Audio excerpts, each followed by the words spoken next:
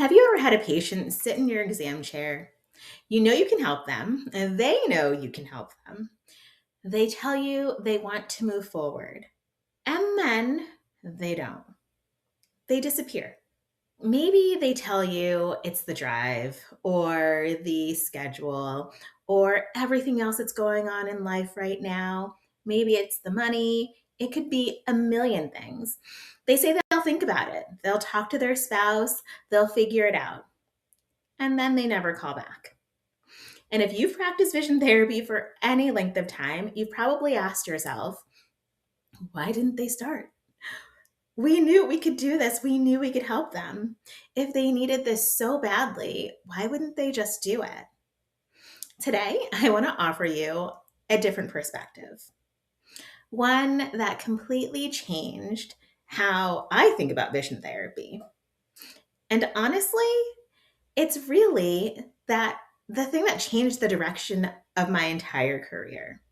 Because I don't think patients are saying no to vision therapy. I think we're misunderstanding what they're actually trying to say yes to. Let's imagine a parent walks into your office. Their child hates reading. They hate school. They don't want to go. Homework ends in tears every night. The teachers are concerned. The parents say, I know my kiddo is smart, but their self-esteem is dropping. Now imagine saying to that parent, would you like to buy 12 weeks of Brock string? How about vectograms? Maybe some accommodative rock? No, that's not what the parent wants. That's not what they're buying. And I hope that we're on the same page about that. Because, of course, that's not what they want. That's ridiculous. Nobody wants the Brock string. Love Dr. Brock, love his string, but that's not what they're coming for. They're not coming for barrel cards. They're not coming for Marsden ball. Nobody wakes up in the morning hoping someone will prescribe them eccentric circles. Patients don't want vision therapy. They want what vision therapy makes possible. They want a child who enjoys reading. They want homework without tears. They want a kiddo who's happy to go to school in the morning. They want confidence. They want independence. They want to drive again. They want to be able to work again. They want to be able to work out again. They want to get back to the life that they envisioned. They want to stop getting headaches. They want their concussion symptoms to improve. They want their child to be happy. They want to be happy. Vision therapy is not the destination, it's the bridge. Now, here's where this gets interesting. If patients are buying transformation, then why do they walk away? I don't think it's because they don't value the outcome. I think it's because somewhere along the way, the process became bigger than the promise. Think about everything we're asking them to do. Drive every week, take time off of work, convince their child to do the things in the first place. Maybe they need to pull their kids out of school. They need to arrange childcare. They need to arrange everything for everybody else that they have to drive places. They have to travel all of this distance each way, pay thousands of dollars, coordinate everything. And then for our brain injury patients, they have to find transportation for every single thing when they already feel like they're a burden. Now that's a lot, right? So that doesn't mean vision therapy doesn't work. Absolutely not. It means that the life they're trying to build has to compete with the life they're already living. And sometimes life wins. That realization was incredibly difficult for me because for years I'm like, well, if they cared enough, then they would do it, and they must not care, and they just don't want to do it, and other things are so much more important.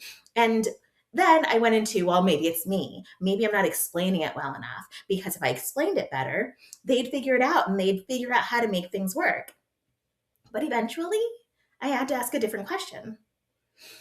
What if they do understand exactly how important this is and still can't make it work? That changes everything. I think we've accidentally convinced ourselves that vision therapy is the exercises. But is it? say two doctors prescribe Brockstring, the exact same activity, same equipment, same instructions, same diagnosis. Will every patient get the same result? Of course not. Why? Because it had nothing to do with the exercise, really. The exercise was never actually the treatment. The doctor's reasoning was. So, why this exercise? Why now? Why this before something else? How difficult should we make it? Should we load it? Should we unload it? What does success look like for this particular exercise? What do we say if the patient experiences diplopia or doesn't experience diplopia? What do we say if they're suppressing? How do we explain it to the patient? How do we connect this to their actual goal? So, how does this Brockstring relate to driving or reading or sports or balance, right? Because we have a lot of vestibular patients. That's the treatment. The Brockstring is just a tool. Now, we can think of it this way. If I hand a scalpel to someone, they don't suddenly become a surgeon. The tool isn't the expertise, the thinking behind the tool is. And I think that's one of the most important realizations our profession needs to have. Because once you understand that, everything changes. This is what really made that jump in how I look at my patients and how I give them options that might fit their life. Because when I finally realized that patients weren't buying vision therapy, they were buying the transformation, I started changing the way that I practice. I started explaining things differently. And I know that we all talk about the end goal and like what they can expect, but I started connecting every activity back to their goals. I stopped assuming they understood why something mattered, because once patients understand, and they really, really understand that this activity is helping your brain process visual information more efficiently so reading becomes easier, instead of do this Brockstring exercise 3 times a day, compliance changes. And I know that in our consults with our patients, we talk about this. And I know it at some point our therapists repeat it. But every single time we assign an exercise to a patient, are we making sure that they understand why they are doing this and how this gets to their end goal? We had one patient who was a brain injury survivor, and she came in because she wanted to get back to work. My therapist explained to her, okay, now we're going to do rush hour. She walked out of the session. She was so angry because why is she playing this child's game? This is so stupid. This doesn't make any sense. She's not here for this, and yada, yada, yada. Had I been able to explain to her why we were doing rush hour, it would have connected. When she saw a different therapist the next time she came in, she did rush hour. She understood why she was doing rush hour. But it still wasn't the experience that she had with my other therapist, even though it was the same exercise.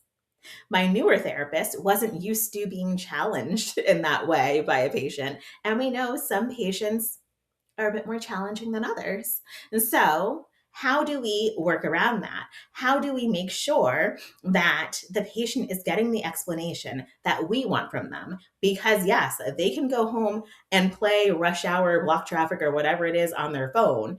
Is that vision therapy? I don't think so. When I prescribe rush hour or block traffic or anything like that, it's vision therapy because I'm explaining my methodology behind it. I'm explaining how this is going to get her back to work faster. I'm explaining how this is going to help her understand space and be able to feel comfortable driving again and all of these things. So the exercise itself is not the key. It's my explanation of it and how it fits into the treatment that I'm prescribing. So I think our profession is at an interesting moment because right now, a lot of professions are getting into the exercises of vision therapy. And people are actually understanding that vision therapy works. Thank goodness. And also, we don't have enough doctors. So the demand is increasing, but we don't have enough people to provide the treatment. Not enough doctors, not enough therapists. Many practices have long wait lists. Parents want to come between 5 and 7. Nobody wants to work between 5 and 7. And patients who need care just never start. So if we're going to solve that problem, we have to stop asking, how do we get more people to do vision therapy? That's not the question. We need to start asking, how do we help more people experience the transformation vision therapy creates? Because that's what they were looking for all along. Not Brock strings, not rush hour, not vectograms, not office visits. Like, I know that you're super fun and so is your staff, but they don't really want to come, obviously. Like, they have other things they want to do. They're looking for transformation. So if there's one thing I hope you take from today's conversation, it's this. Patients don't wake up wanting vision therapy. They wake up wanting a different life. A child who loves reading is a different life for that entire family. A teenager who can finally drive and drive safely is a different life for the entire family. An adult who can return to work creates a different home, creates a different work life, creates a lot of change for them. A concussion patient who can return back to their normal life. That's what patients are looking for.